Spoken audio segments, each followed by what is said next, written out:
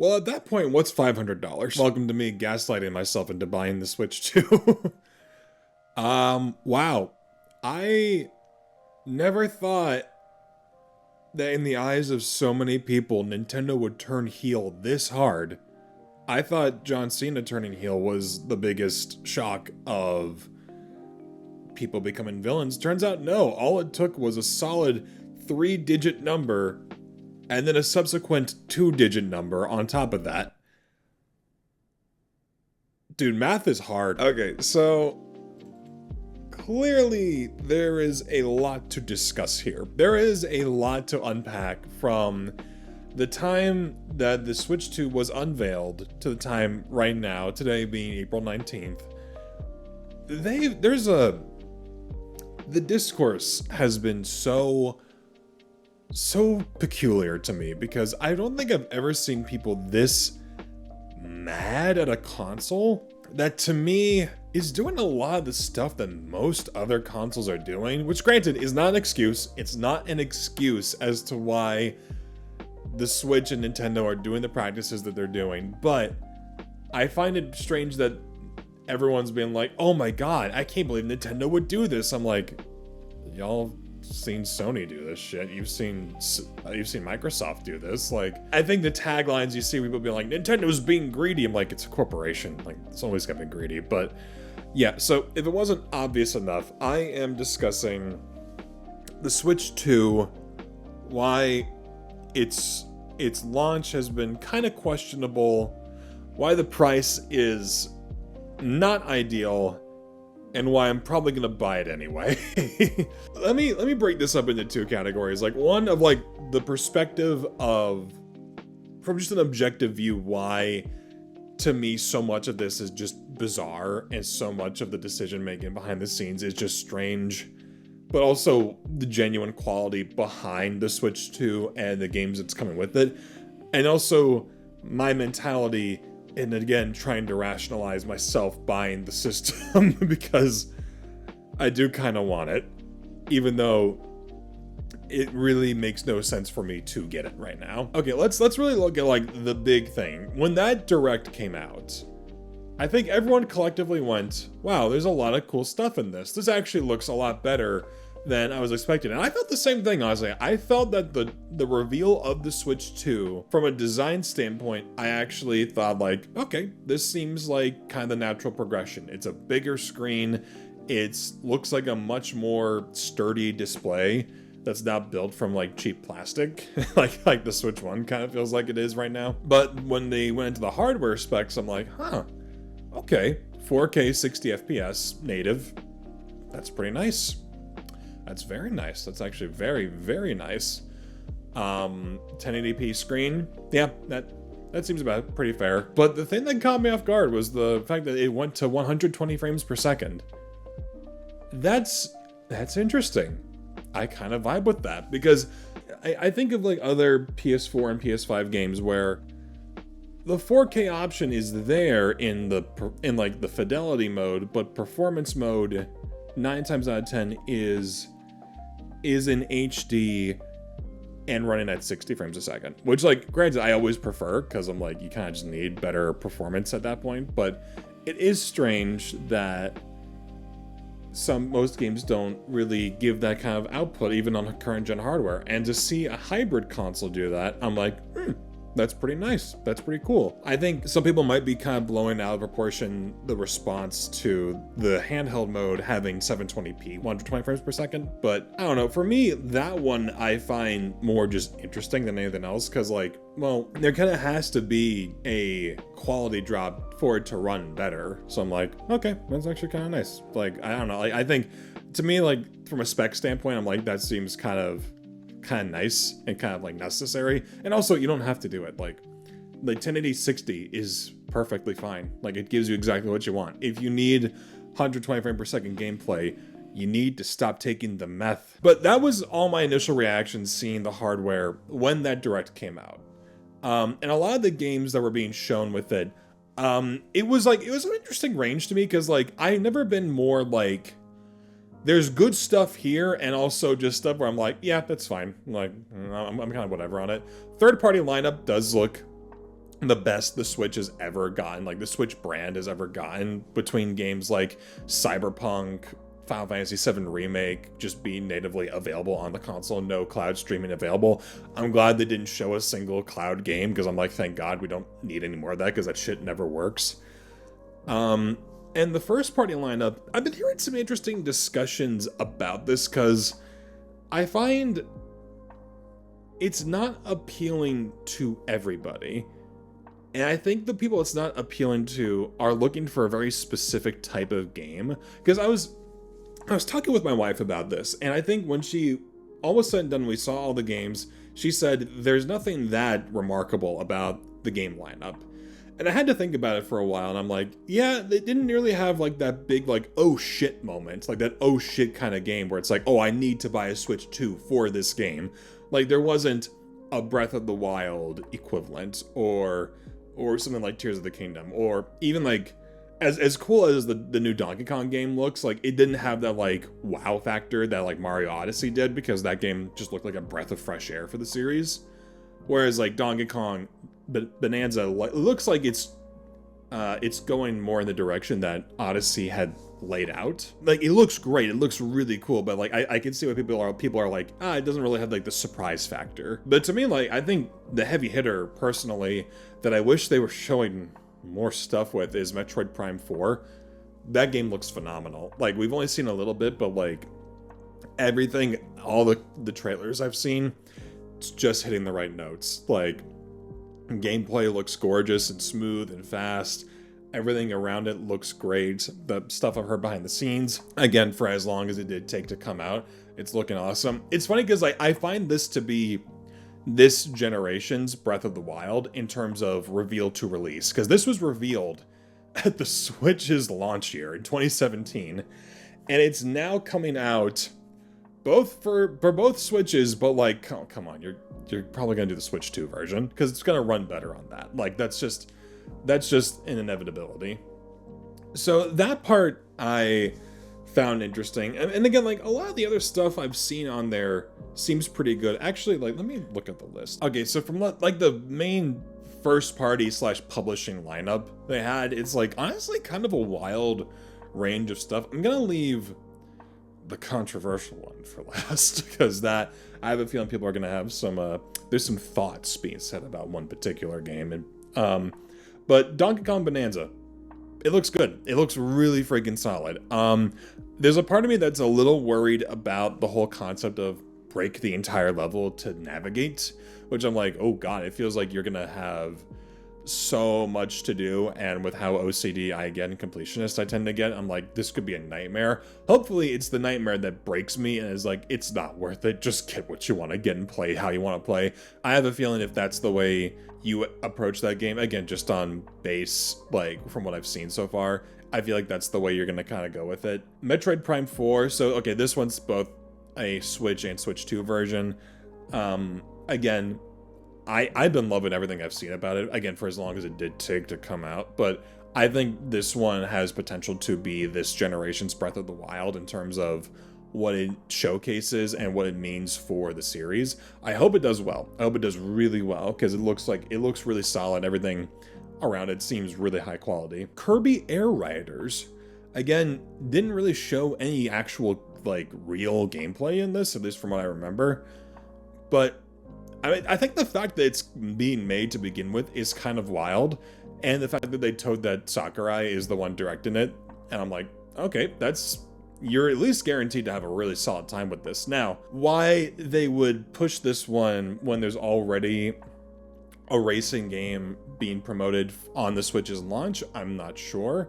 I think because it is Sakurai and it's a sequel to already a very unique racing game, it has potential to be more of that, to be its own unique thing. But I can see how people would be like, this isn't really a console seller. It's a fun additive, because again, it's Kirby. Like, it's really hard to mess up Kirby, if I'm being perfectly honest. Hyrule Warriors Age of Imprisonment. I have not played a Hyrule Warriors game since the Wii U edition. I don't even have definitive edition of the original game for the Switch. I don't know. I feel like I want to play these games, and I want to play them, but the ones that the direction they're going with it, where they're going more in the Breath of the Wild world and art style, I personally find unbelievably limiting. I find it super limiting. I think this one has the most potential to be interesting because it's during a point in time during Tears of the Kingdom where you didn't get like a ton of backstory and at least has the option to be canon, unlike apparently Age of Calamity where they more just did like an alternate reality thing, which I'm like, why did you make the game to begin with if it's an alternate reality? I don't know. It just feels, it's weird. But like, again, it all kind of comes down to if you care for the Warriors style to begin with. I think it's fun. I haven't played it since the original game, but I think if I were to get back into it, I probably wouldn't start with this one. I would probably do Definitive Edition because that is just the biggest game in the franchise and has the most stuff to go along with it. But I'm not playing one or the other because one game it plays substantially differently or has vastly different level design. It's not that kind of series, and I don't really feel the need to buy every single game in that particular franchise, partly because it doesn't interest me as much, and also it doesn't really feel like a series you should collect everything and try to marathon all of them, because I feel like you just want to die at the end of it.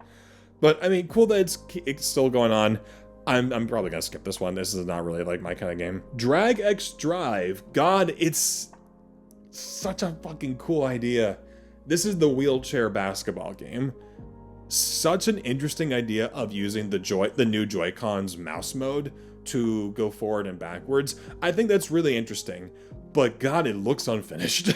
I hope it gets at least a little delayed for some polish because it looks very bare bones. Like, I feel like if it had the kind of energy and style that something like Rocket League had, I'd be so much more down for this. But right now it feels kind of slow and kind of clunky, but it's kind of a cool idea that this is something that's very interesting to me.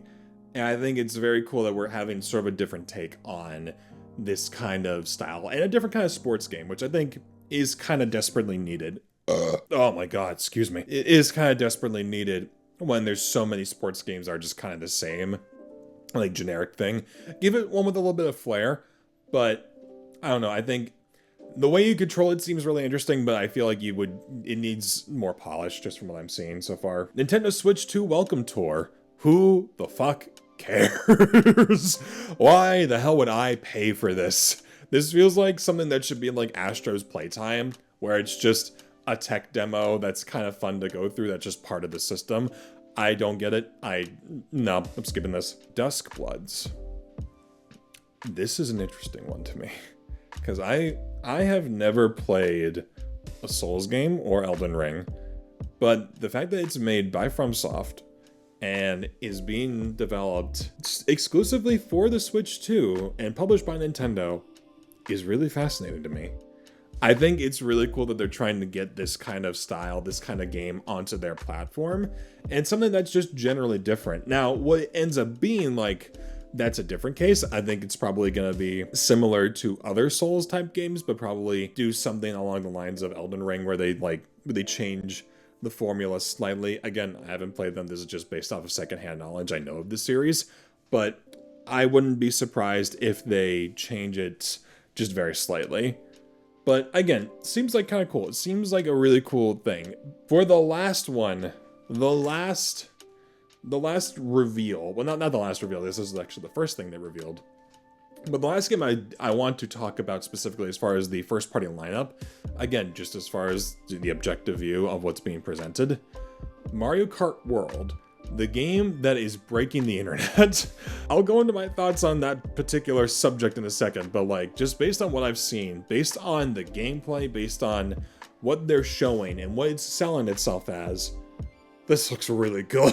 This looks like such a cool breath of fresh air for the series. And I was kind of caught between like, what are they gonna do now? Because Mario Kart 8 Deluxe, that game has so much stuff in it. 96 tracks, shit ton of characters, shit ton of customizable parts, online play, like it has basically everything you would want for a Mario Kart game. Good battle mode too, like again, it has a lot. It has so much to offer. But at the same time, like when people say like, oh, why would I get the next Mario Kart game? I'm like, okay, but really think about what it's doing here. This particular version of Mario Kart came out in 2017. This came out 7 years ago. And it's a port of a game that came out 10 years ago now. Like, I don't think they need Mario Kart 8 Deluxe to be the next like Minecraft slash Skyrim or Grand Theft Auto 5 where it goes over 3 console generations. I think people would honestly get kind of sick of it, and it doesn't really make sense to make a Switch 2 version of Mario Kart 8 because half the tracks look like they're from a mobile phone game to begin with. I think it's like when it came time to announce a new Mario Kart, when like things were being brewed up because of it, I thought to myself, okay, what are they going to do? Like, what can they possibly do differently? And as soon as I saw what they were doing, where it's an open world Mario Kart game where every track is interconnected in a huge overworld, and you basically, the races are less so driving on tracks and more just getting to the next area, the next track to race on, with 24 drivers, that sold me. That honestly sold me really well. The game types they showed were really cool, really fascinating. I really like the one knockout mode where it's basically just a version of like a battle royale, but with racing. That's awesome. That's sick.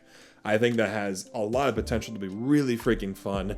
Free play, just driving with your friends in the overworld, I feel like that would have a ton of potential to be really cool. And then on top of the fact that the racing just looks really fun, I think this is the one Mario Kart game where it feels like it has the least in your way. So you could just keep going, you could just keep racing, just keep going forward between the rail grinding, the wall flips, like, and basically, it never looked like you were ever slowed down to a point where you were crawled to a screeching halt. Like, it looked like you kept going. And that's something where I'm like, oh, that's something I feel Mario Kart that would really separate this from the previous games. Because when you get hit in a Mario Kart game, it's the worst because you just stop dead in your tracks. You need to gain all that momentum again. Now it really feels like you have that momentum constantly, but now it's a matter of what do you do with it? Do you stay on the track and try to master it, or do you go off the road in like somewhere else and try to get to the shortcut that way? It's interesting. I think it's really cool. And I'm loving the style. I'm loving the flair behind it because graphically it looks like a great showcase, and I love that it feels zany and a bit cartoonish. That's the one thing that I think Mario Kart's been kind of missing a little bit since like Double Dash, where starting with DS and Wii and especially 8, it feels kind of sterile a little bit. Like, it's still, like, 8 looks phenomenal. 8 is like a beautiful looking game, but there's not a ton of style behind it now that I'm looking back at it. It's very grounded, very real world, and anytime there are bits where it's like kind of colorful and stylized, it's either a bit muted or it kind of weirdly jumps out and clashes. So it's like, it's interesting to think about the fact that they're now trying to push it in a new direction like this, and it's a direction that I'm kind of vibing with. I think it looks really solid. I think it looks really cool. And just seeing this, I'm like, I am glad that a game like this, where it has so much behind it, so much potential, and just so much new stuff with it, that's what makes it really fascinating to me. And I feel like that alone, plus the fact that it's Mario Kart, makes it, like, warrants it being a launch release for this system. Until you read the numbers. Okay, so the part that everybody collectively is angry about, for good reason, is the prices. This is the most stacked pricing I think I've ever seen for a Nintendo console, and I am of two minds about this. Like, I'm really conflicted because on the one hand, this is all really expensive. The Switch 2 by itself is $450. That's a solid $100 increase from the basic Switch 1 model. So that's already kind of a steep ask. But then we learn that a lot of the first party lineup is going to retail for the new standard like AAA retail price of $70. Now, to alleviate some of that stuff, it's not every game. Most games are kind of fluctuating between $70 and $60. There's a lot of misinformation online about how like all games online are going to cost $80 and physical games are going to cost $90. There's no proof of that. That has been debunked. Let's just take a step back. It's not that bad.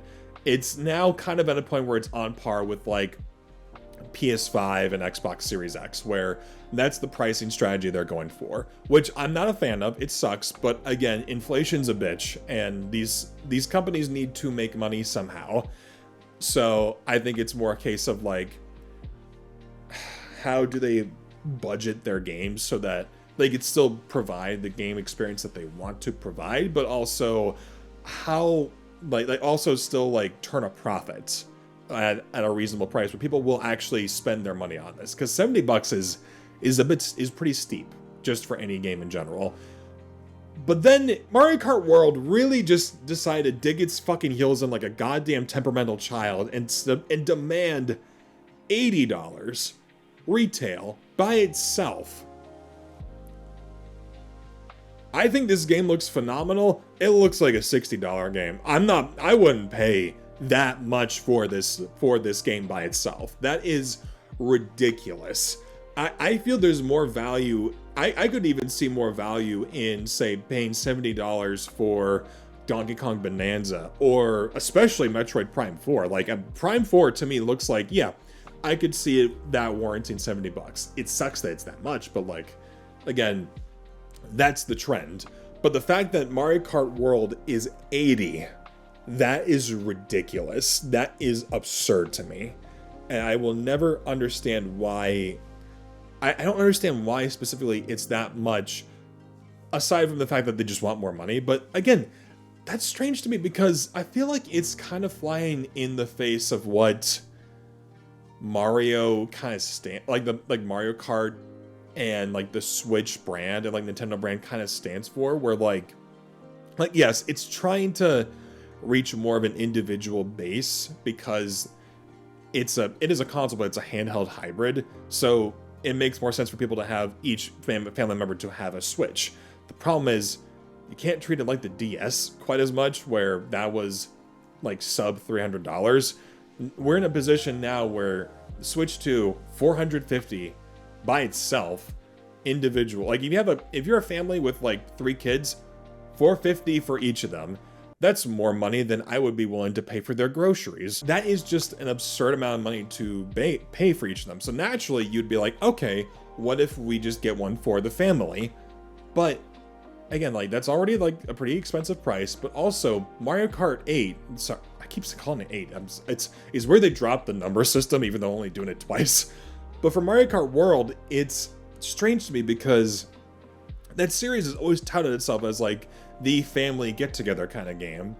So maybe the mindset is people are assuming because it's such a family-oriented game, $80 would cover everybody.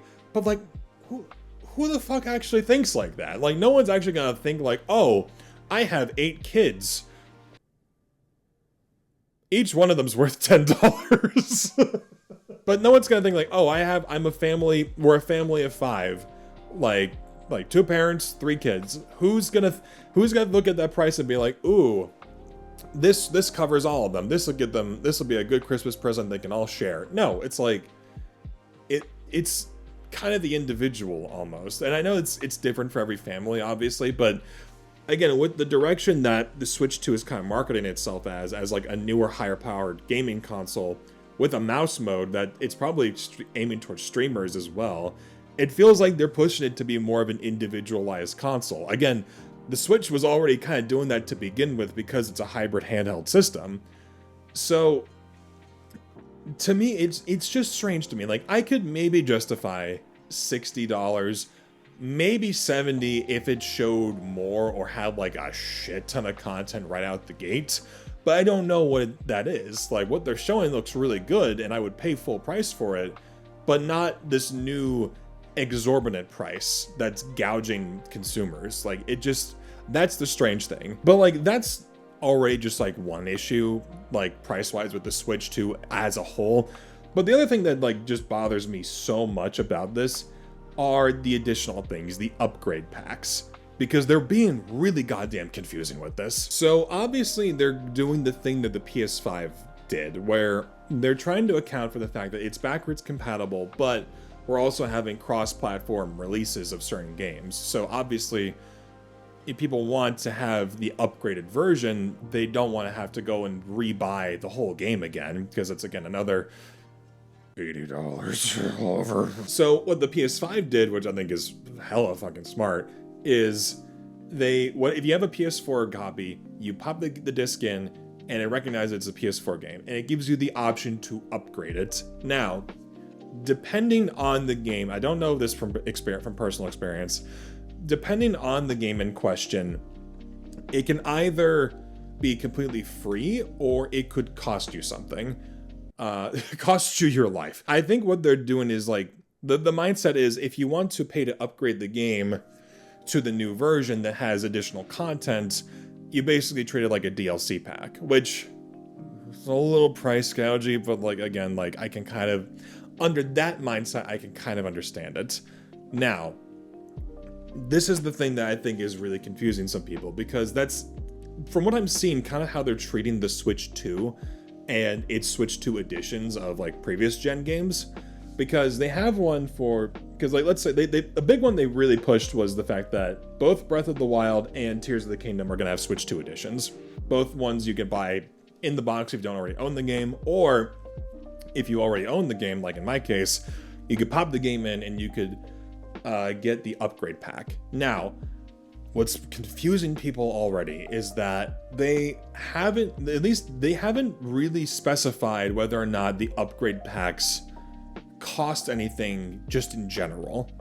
I think the likelihood is they're possibly, any games that came with DLC or having DLC that's part of the new like Switch 2 editions, they're charging for that if you do the upgrade, which, you know, standard practice.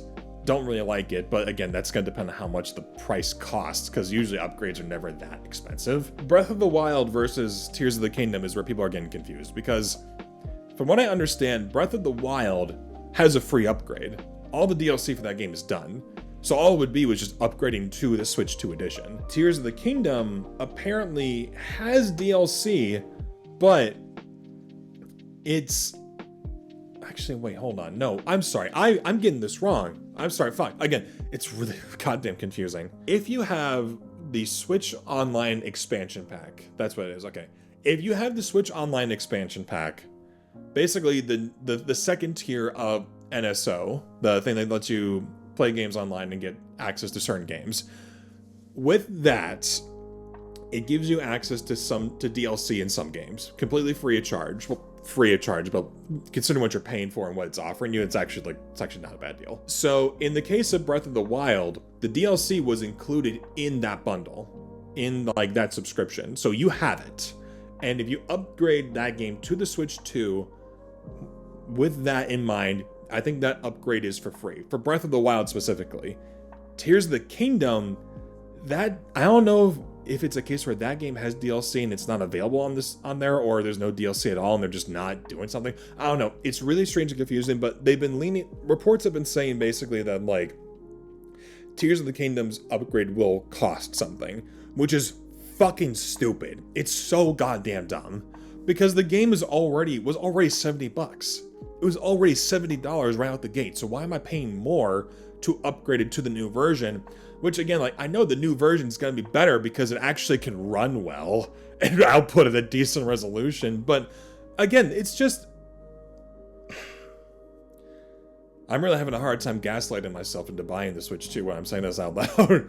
But again, like, this is stuff that's like not like super clear. No one knows for certain, again, because in the Direct and on Nintendo's websites, they're not clear about what costs what. The only thing that they're being absolutely clear on is the price of the console, the accessories, and certain bundles, and also the price of some games. But they're not being clear about how the upgrade system works. Like, I have it on my phone here, like what on Nintendo's website, the option for the upgrades, and it's saying stuff for like Mario Party Jamboree, both Breath of the Wild and Tears of the Kingdom games, Kirby Forgotten Land, and Pokemon Legends ZA, and also Metroid Prime 4, but like that's a launch game, so that's kind of moot in my opinion. They're not saying whether or not these cost anything, and I think again, that's really confusing people, because no one knows, like, well, wait, what do I pay for then?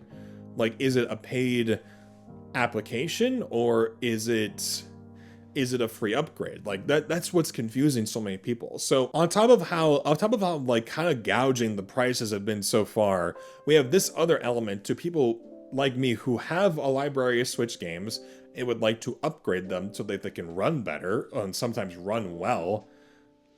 But we don't know if it actually means we have to pay more, or if it's a case where we get it for free because, we own the Switch and already bought the goddamn games. It's just confusing. It's just really confusing, that particular aspect. It didn't help, again, also, that, like, during the Direct, they were adamant on not showing prices of anything, because I really feel like they knew it was going to be bad. It was going to be a bad reaction. So they said, go to our website to find the page, to, like, find the prices.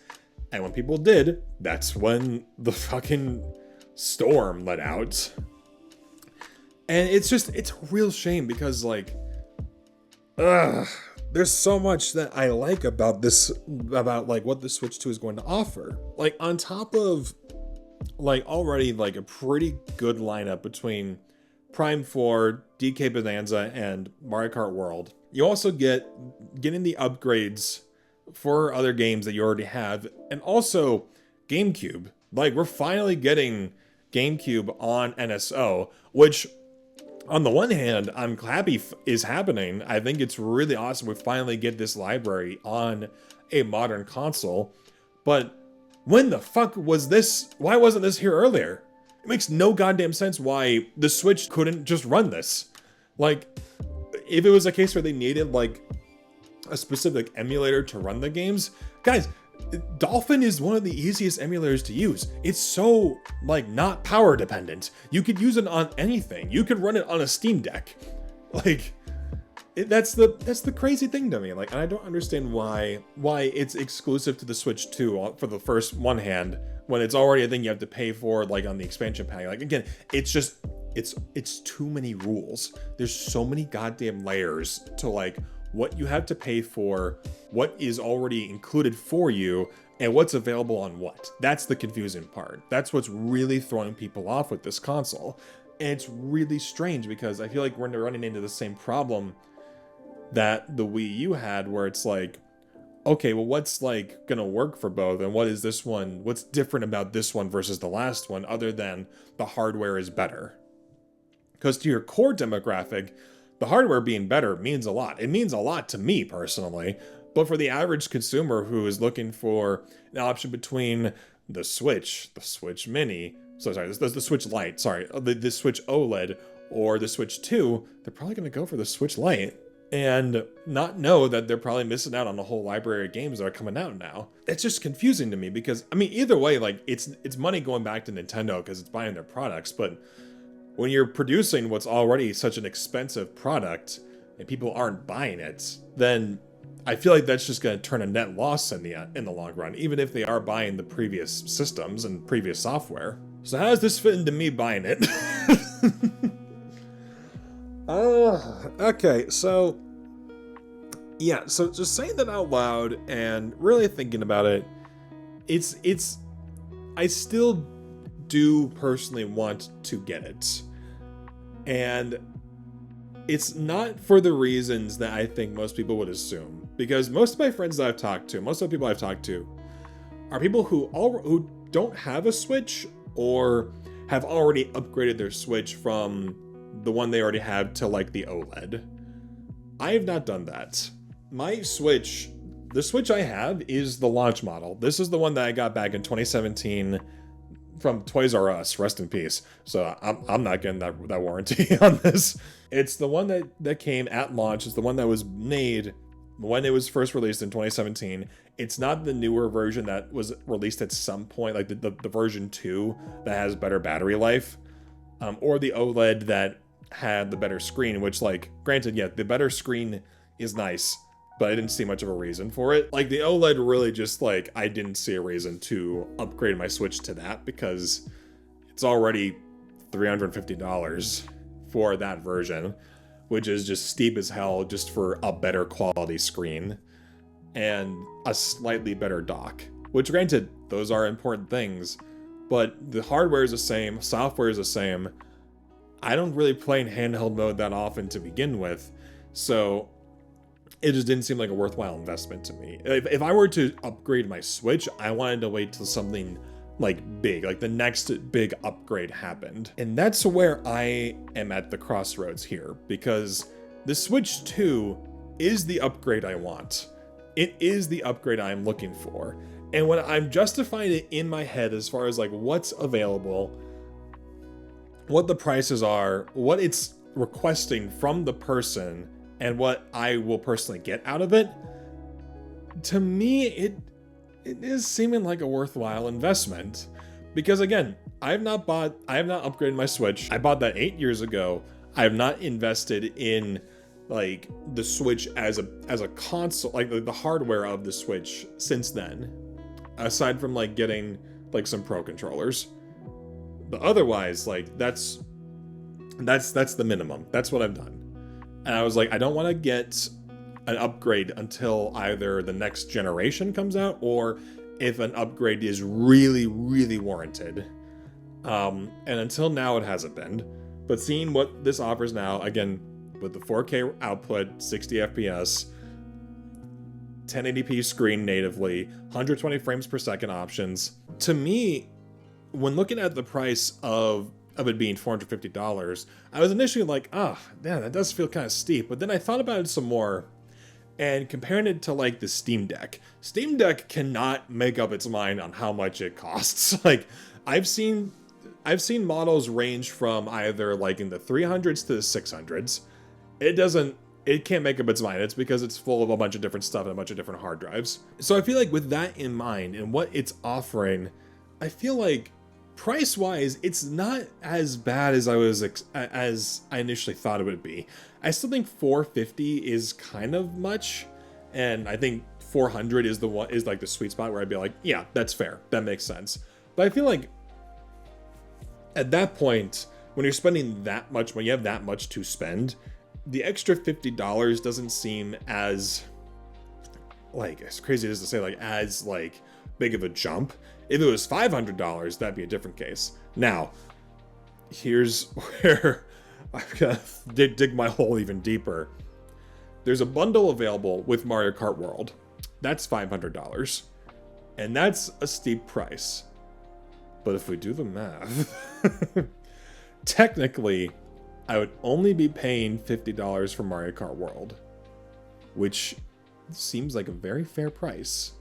Now, I don't know if that's how much the game would have cost to begin with, and they're trying to push people away from buying it separately physically just so they can get it on their system, like get it with the bundle. I don't know. I honestly am not sure. But based on what's shown now, that does seem like the best deal. You're paying just like a little too much for the console itself.